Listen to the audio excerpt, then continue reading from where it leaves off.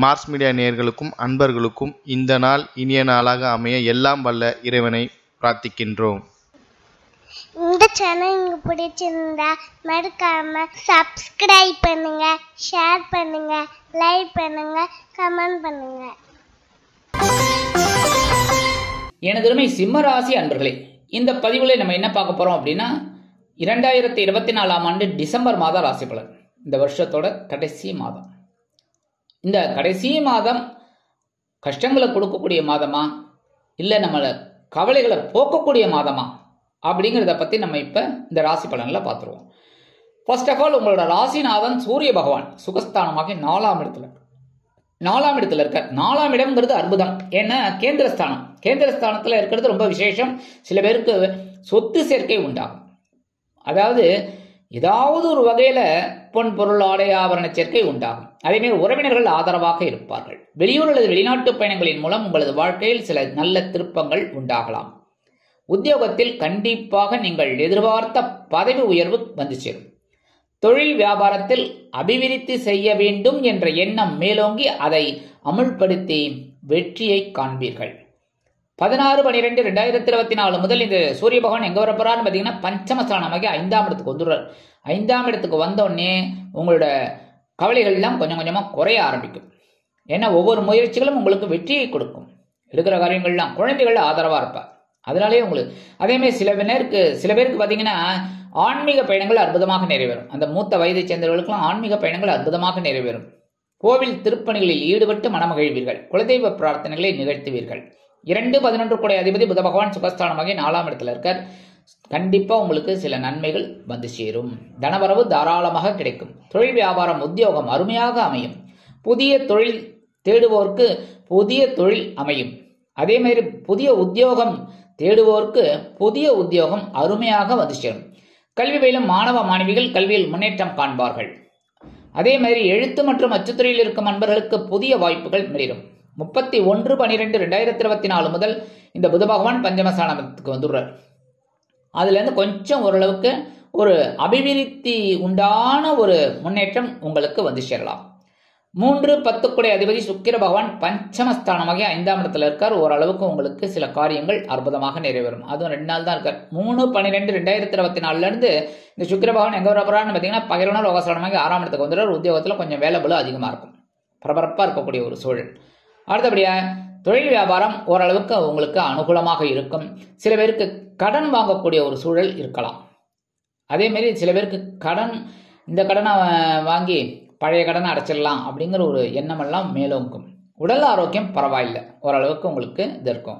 அடுத்தபடியா விலை உயர்ந்த பொருட்களை வாங்கி மகிழும் வாய்ப்புகள் உங்களை தேடி வரும். அதேமாதிரி உறவினர்கள் ஆதரவாக இருப்பார்கள். உடன்பிறப்புகளின் மூலம் சில செலவுகள் காத்திருக்கிறது. 30/12/2024 முதல் இந்த சுக்கிர பகவான் எங்க வரப்போறாரு பார்த்தீங்கன்னா கலத்திரஸ்தானமாக 7ஆம் இடத்துக்கு வந்துடுறாரு. 7ஆம் இடத்துக்கு வர்றது பரவாயில்லை. ஏன் அப்படின்னா 7ஆம் இடத்துல இருந்தாலே அவரோட 7ஆம் வரை உங்க ஜென்மராசியை பார்க்க போறாரு. ஸோ ஒரு சந்தோஷம் உங்களுக்கு கண்டிப்பா கிடைக்கும். 4-9 கூடிய அதிபதி செவ்வாய் பகவான். உங்களுக்கு செவ்வாய் பகவான் சூப்பர். ஏன்னா சுகாதிபதி பாக்யாதிபதி. ஆனா என்ன விரயஸ்தானத்துல நீச்சம். அதுல 3/12/2024 வர வக்ரம்.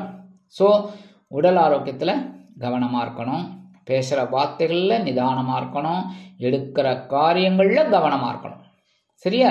அதே மாதிரி உறவினர்களின் மூலமாக சில தொல்லைகள் ஏற்படலாம். எடுக்கிற காரியங்கள் உங்களுக்கு சற்று இழுபறியானாலும் இறுதியில் வெற்றியை கொடுக்கும். தந்தையார் வழி உறவினர்களின் ஆதரவு உங்களுக்கு ஓரளவிற்கு வந்து சேரும். சீருடை பணியாளர்களாகிய காவல், ராணுவம், தீயணைப்புத்துறை, மருத்துவத்துறையில் வேலை பார்க்கும் அன்பர்களுக்கு எதிர்பார்க்கும் இடமாற்றம், பதவி மாற்றம், பதவி உயர்வு, சம்பள உயர்வு சற்று காலதாமதமாகி பிறகு நிறைவேறும்.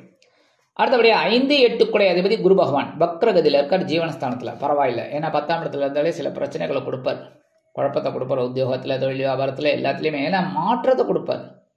புரியுதா? ஒரு மாற்றத்தை, அதாவது இந்த உத்தியோகம் வேண்டாம் வேற உத்தியோகம் போகலாம் அப்படிங்கிற ஒரு எண்ணத்தை கொண்டு வந்து கொடுப்பார். குழப்பத்தை கொடுத்து. ஆனா நீங்க தெளிவா இருக்கணும். புரியுதா? அதாவது இந்த உத்தியோகம் பரவாயில்லையா, இல்லைன்னா வேற உத்தியோகத்துக்கு போனா தான் சிறப்பா அப்படிங்கிறத நீங்க தான் டிசைட் பண்ணணும். புரியுதா? அந்த நேரத்தில் உங்களோட ஜனனகால ஜாதகப்படி தசாபுக்தி எப்படி இருக்கு, என்ன ஏது அப்படின்னு பார்த்து தான் போகணும். இல்லைன்னா இருக்கிறத விட்டுட்டு பறக்கிறத ஆசைப்பட்டு கடைசியில் இருக்கிறதும் போச்சு பறக்கிறதும் போச்சுங்கிற மாதிரி ஆகிடக்கூடாது. கரெக்டா? அதனால கவனமாக இருக்கிறது ரொம்ப ரொம்ப விசேஷம் எல்லா விஷயத்திலையும். ஏன்னா இப்போ குரு வக்கரமாக இருக்கிறது ஓரளவுக்கு உங்களுக்கு பரவாயில்லை.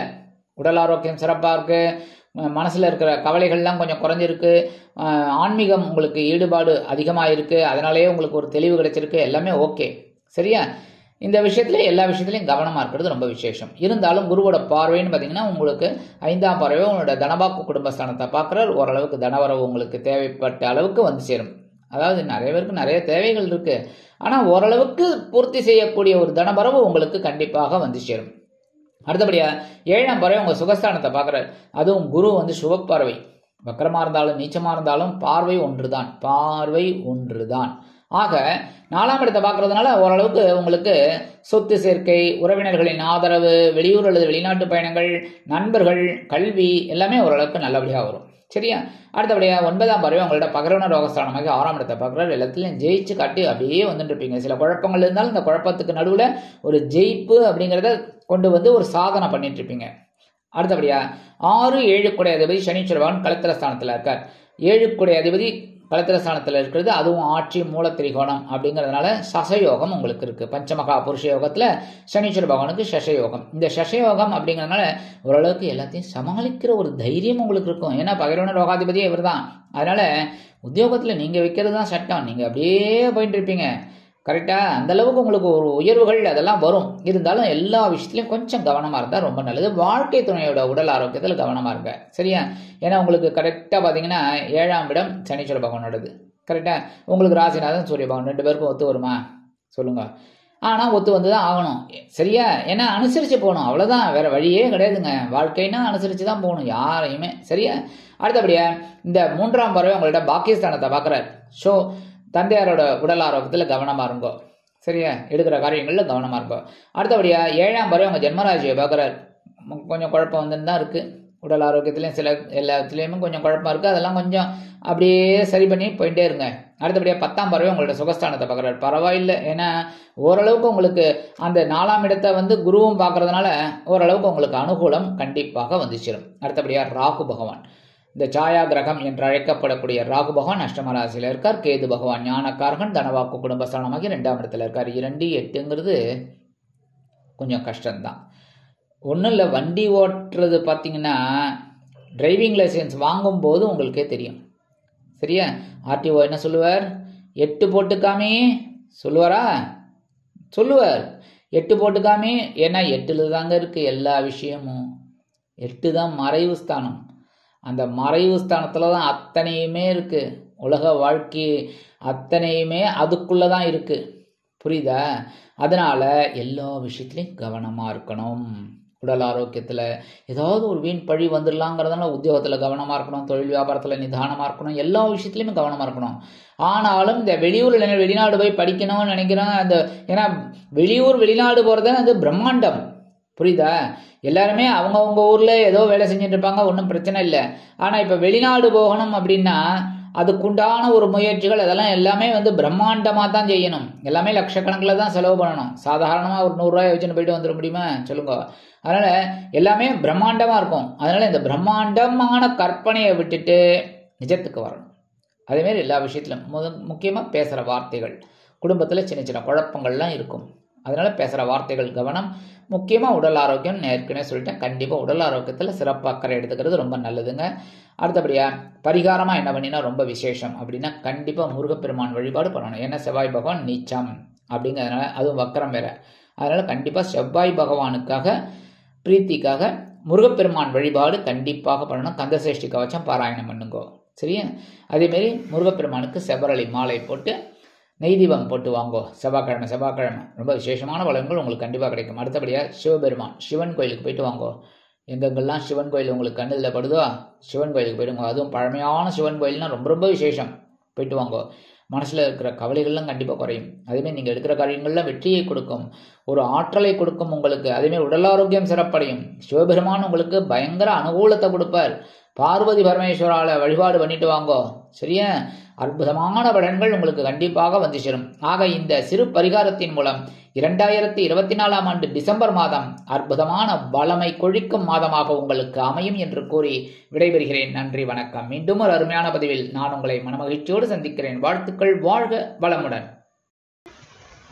இந்த சேனல் உங்களுக்கு பிடிச்சிருந்தா மறக்காம சப்ஸ்கிரைப் பண்ணுங்க, லைக் பண்ணுங்க, ஷேர் பண்ணுங்க.